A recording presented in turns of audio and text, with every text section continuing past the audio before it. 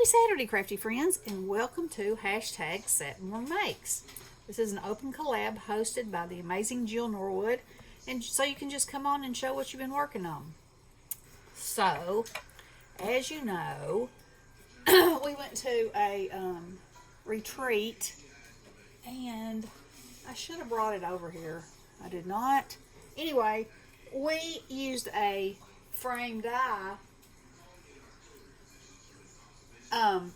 and I thought it was amazing. And then Beth said Sam Calcott on Mixed Up Craft from I think she does a lot of Crafter's Companion. She said she has a video where she makes one herself, and you don't have to have a die. So then I was like, okay. So I went over there and I watched her video. She is so easy to watch. I will link it in the description box below. But I wanted to show you the reason that I wanted to figure out how to do it, and then we'll build one. So this is the size of the one that she shows you how to do. And I used my Reptile, is that what it's called? I wrote it on the back. Yes, Reptile embossing folder, and inked it up, and I absolutely love it. And that's how I made this one. Okay, so then what I wanted to do was I wanted to be able to put it on a card front, and that's not even, and you know, I have a problem with that. So anyway, this is so easy because you can decide how big you want it to be. Okay, and so the only things that you need to consider are the width of your frame and, you know, the width of the frame itself. Let me redo that. And then the all over size of your frame, whether it be the inside or the outside. The reason I say that is I designed this one to go on a card front. Now, my main thing was I wanted to build one that would go around this box. This is a Tim Holtz box, but you know, we can get these at the Dollar Tree in any size. And so what I wanted was to make a frame around this so it would look like an actual shadow box. And when I actually do it, I want to use the shattered glass acetate. Let's see if it's in here. Yes, there's a piece in here. And I could even use these shutters on here. Oh, that's not shattered glass. That's a spider web. This one. All right. So you see where I'm going with this, right? Yeah, man. Okay. So any kind of a thing that I want to do, you know, as long as I can't wait to play. As long as I know the recipe, so to speak, I can make any size I want to fit any box I want and make my shadow box more important, give it that real shadow box effect with the glass on the front and space around the outside to build more goodness. Okay, so there's that. So these are my measurements for the frame that's going to go on a card base, just so I can, and you can take a screenshot of this. So the first thing you're going to do is cut two pieces that are 3 1/4 by 2 1/2, and that's what that represents. And then you're going to score with the long way 1/2, an inch, 1 1/2 inches, and 2 inches. And then the short way you're going to do 1/2 and 2 3/4. And then this represents what you're going to cut away. Okay, so you're going to cut away the bottom corners just inside the lines, and you're going to cut away this. All right, so you're going to have 2 of those, and I don't have that one scored yet. And then you're going to cut 2 that are 4 3/4 by 2 1/2, and long ways we're going to score it 1/2, 1, 1 1/2, and 2. All right, so now we're going to score. And Sam said, and I found that it's true, if you cut just the smallest sliver off the end of these that your folding is much better and they fit much better inside each other. So it's not even like probably like a 1/16. I mean, it's just a fuzz of a fraction of a hair. So I'm gonna score all these first, and then I'll show you. And then after I get this put together, I'll try to talk you through the way that you can make one of any size. And it's really easy. I recommend that you measure, write it down, draw yourself a diagram. You know, that's my method. Might not be yours, but it's mine. All right. So, big scissors. All right. So I've already taken just a smidgen off of there. It doesn't matter which side you cut it off of, as long as it's a long one, because it's the way you're going to be folding it, okay? So, I'm going to cut just a sliver off of this one. And a sliver off of this one. Alright? And these have the most beautiful corners. And the one that we did at the retreat, you rounded this piece and it gave it dimension, which you could do with this. It would be no problem. But I did not. Alright. So, now let's cut this away to look like that. So you've got your piece, okay?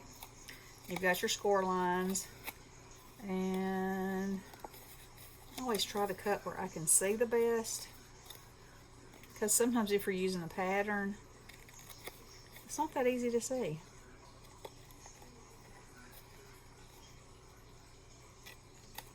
And that.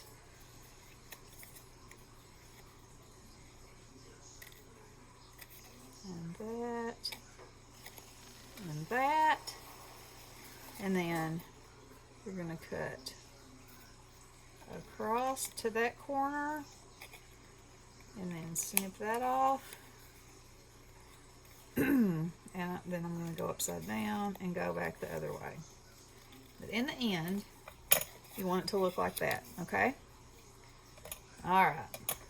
So, now we got to do is put our adhesive on there and put it together, and we'll be done. And it's fast and it's easy. And the biggest thing is, if you're not using these measurements that I've already given you, is the measuring.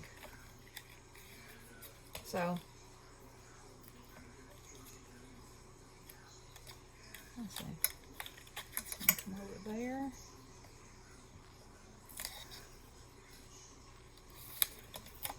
Alright. And she used wet glue, but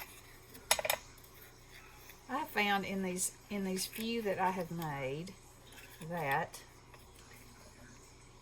I prefer double-sided tape for this part, and then wet glue when you put the 4 pieces together. That's just me. Might not be the way you work, and that's fine, because that's what this is all about, you know? Taking something and making it work for you. Come on, cut. Alright. So, then you're going to apply, let's see, you can apply your adhesive like that, alright? So, and basically you're just making a little tube, a little square tube, like so. And if you burnish it really good, your corners will be lovely. Okay, so you're going to end up with that.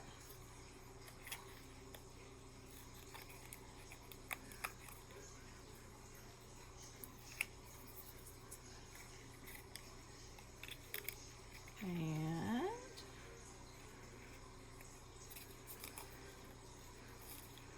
you're going to end up with that. So that's going to be the top and the bottom. See how this is coming all together.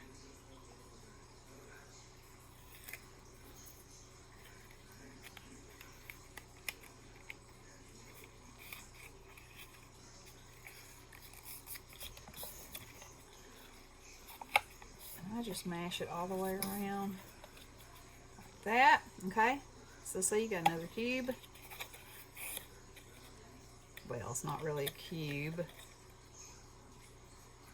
but you know what I mean. All right, and I wanted to try to get, I'm going too quick.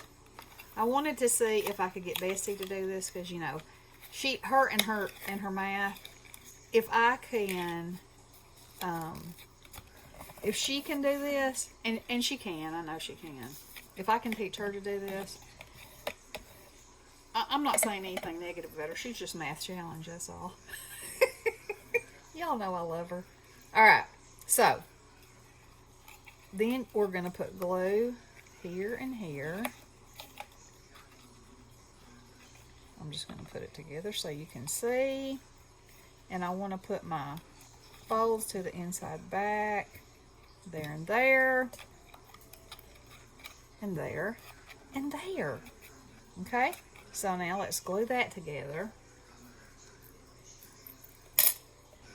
So, and I'm going to put a good amount of glue on here, because when you push these in, you know, they move the glue a little bit. But you want to be able to line that up perfectly so you get this perfect mitered edge. And that's another thing that I like about this as opposed to the die. The rolled edge, and because both sides are cut on that rolled edge, and it's hard to probably explain it so you can understand it without seeing it. They don't miter perfectly up. I mean, you can cover them with beautiful things, and it's beautiful. Like I said, don't get me wrong, it's beautiful. However, I like for my mitered edge to be perfect, perfectly laid down in there, perfectly lined up.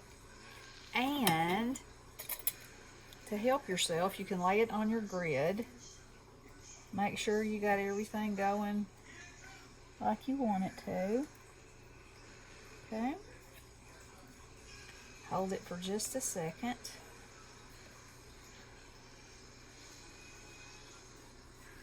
Just a minute, Tiny. Tiny's over here wanting a cookie. It's cookie time. Alright.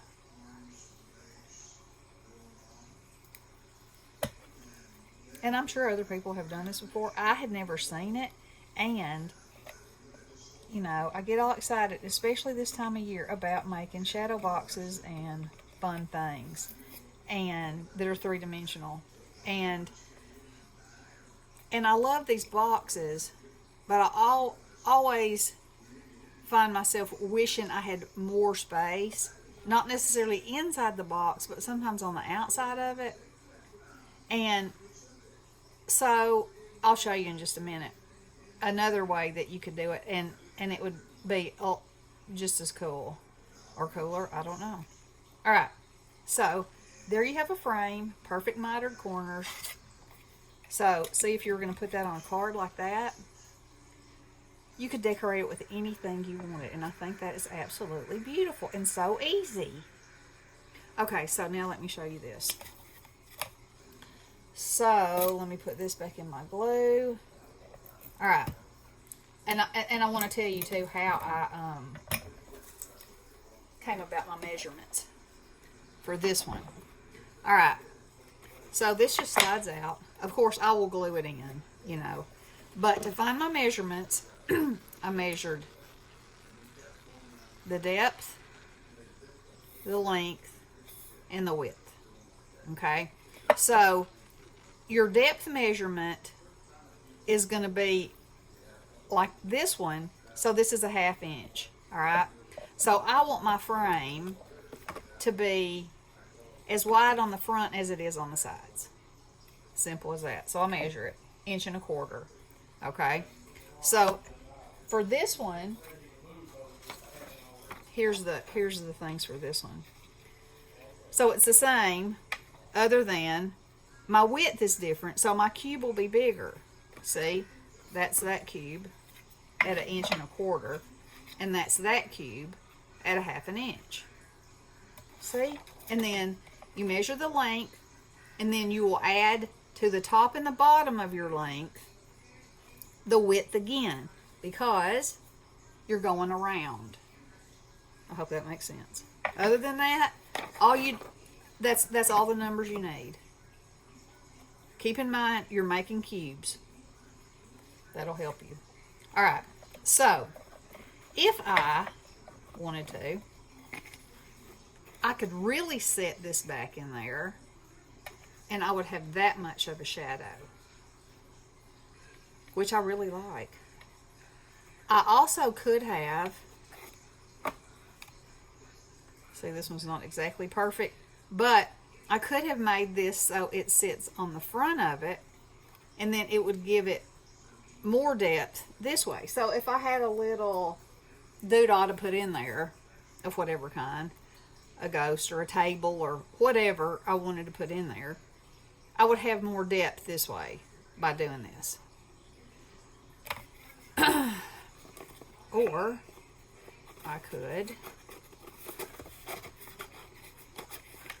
could do it like this, so it's sticking out all the way around, and that would give me more options, because then I would have the outside of the wood to set something on. So I am so excited, and I'm about to have some amazing fun. And y'all know how I am. Whenever I find something that's fun, I want to share it. But thank you to Sam Calcott. She's amazing. Y'all go over there and check her out. Like I said, I'll link her below. And stay tuned, because I'm going to be using my Tim Holtz goodies and all kinds of things. And I'm really excited. And it is easy, y'all. It's easy. What I was trying to say about Bestie is, if you give her a number, she starts getting frustrated immediately. She's like, wait. And I really feel like I'll see if I can catch her sometime today and see if I can get her to build one, because I know she can, and I know she'd love it. So, anywho, that's what I've got for today. Y'all, I will also list Jill in the description box. Y'all check her out. Check out the hashtag and see what everybody's working on today. All right. Talk to you soon. Love you guys. Blessings.